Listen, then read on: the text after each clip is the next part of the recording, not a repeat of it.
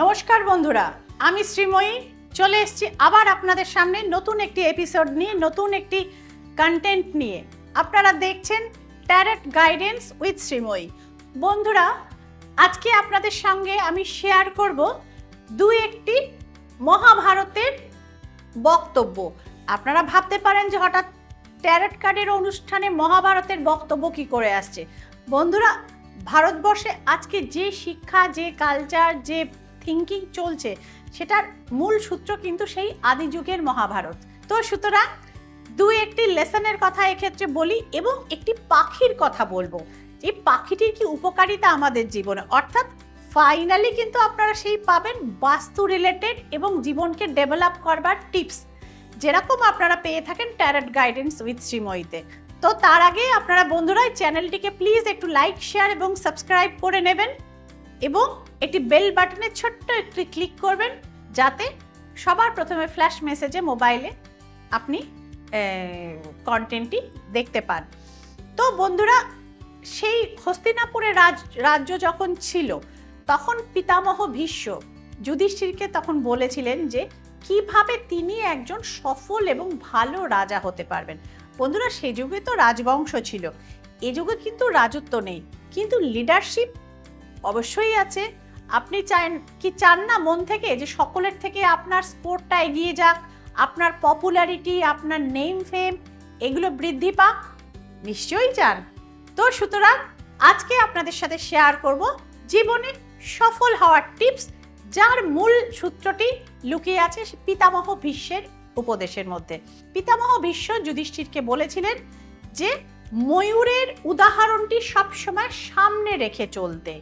ময়ূরের উদাহরণ তিনি কেন দিয়েছিলেন? বলেছিলেন যে ময়ূর দেখতে এত সুন্দর, কিন্তু সে কিন্তু সবসময় ডাকে না, অর্থাৎ নির্দিষ্ট সিজনে সে ডাকে, অন্য সময় হাজার অনুরোধ করলেও বা তাকে প্রভোগ করলে বা প্রলোভন দিলেও সে কিন্তু ডাকে না, অর্থাৎ সে শব্দ করে না। ঠিক তেমনি ভালো রাজা বা জীবনে সাফল্য পেতে গেলে তাকে কিন্তু সর্বদা ওই অকারণে বকবক করলে চলে না, তাহলে কিন্তু সে তার গুরুত্ব হারায়। কখন সে বলবে? যখন তার প্রয়োজন হবে, এবং যখন সে বলবেন সেটা যেন তার বিরোধীকে একদম পর্যুদস্ত করে দেয়, অর্থাৎ তার বক্তব্যের ওজন থাকবে। এটাই ছিল পিতামহ ভীষ্মের মূল বক্তব্যের মধ্যে একটি।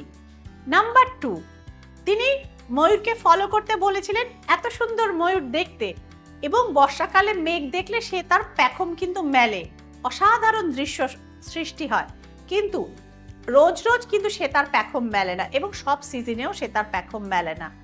তার যখন মনে আনন্দ হয় বা যখন সে মনে করে এটা সঠিক সময়, তখনই সে পেখম মেলে। ঠিক তেমনি আমরা মানুষরা যারা চাই যে আমাদের সমাজে একটু নাম হোক, প্রতিপত্তি হোক, অর্থাৎ যশ ভাগ্য হোক, এভরিডে কিন্তু আমাদের বিত্ত বৈভব বা আমাদের যা গুণ আছে যেখানে সেখানে কিন্তু সেটা ডিসপ্লে কিন্তু আমাদের করা উচিত না। সেক্ষেত্রে সেই বলে না, বেনাবনে মুক্ত ছড়ানো, অর্থাৎ অপাত্রে দান, অযোগ্য জায়গায় আপনি যদি আপনার গুণাবলী প্রদর্শন করেন, তো সেক্ষেত্রে আপনি তো উপযুক্ত মর্যাদা পাবেনই না, উল্টে আপনি হাসির খোরাক হয়ে যেতে পারেন। সুতরাং এখানেও কিন্তু আমাদের এই যে প্রাকৃতিক ঘটনা আমাদের শিক্ষা দেয়, অর্থাৎ এই যে পক্ষী ময়ূর, যেটা আমাদের ভারতের ন্যাশনাল বার্ড, জাতীয় পক্ষী, তার থেকেও কিন্তু আমাদের বন্ধুরা অনেক কিছু শেখবার আছে। নাম্বার 3 নম্বর পয়েন্টে আসি বন্ধু।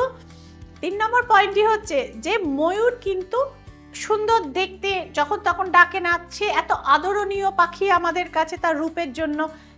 সে কিন্তু সর্প ভক্ষণ করে, অর্থাৎ সাপ খায় ময়ূর। ময়ূরের সাথে সাপের তীব্র শত্রুতা, অনেক পৌরাণিক গল্প রয়েছে। সেক্ষেত্রে আপনাদের সাথে একদিন আপনারা যদি জানতে চান, পরে অবশ্যই শেয়ার করব যে কেন ময়ূরের সাথে সাপের শত্রুতা।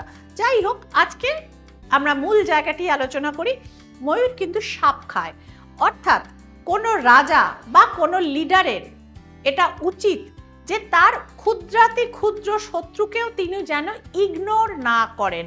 অর্থাৎ আজকে তিনি ইগনোর করে কোনো শত্রুকে হয়তো তিনি ছেড়ে দিলেন, হ্যাঁ, বা বিরোধীকে তিনি হয়তো মনে করলেন ও আর আবার কি করবে, হতে পারে একদিন সেই বিরোধী কিন্তু বাড়তে বাড়তে আপনার জায়গাটা তিনি কিন্তু দখল করে নিতে পারে। সুতরাং একজন রাজাকে কিন্তু সবসময় ময়ূরের মতো ফোকাসড হতে হয় এবং ছোট বিপদও সে যেন বিপদকে যেন ইগনোর না করে, তার উপর নজর রাখতে হয়। অর্থাৎ শত্রুকে কখনো ছোট মনে করতে নেই, কখনো দুর্বল মনে করতে নেই।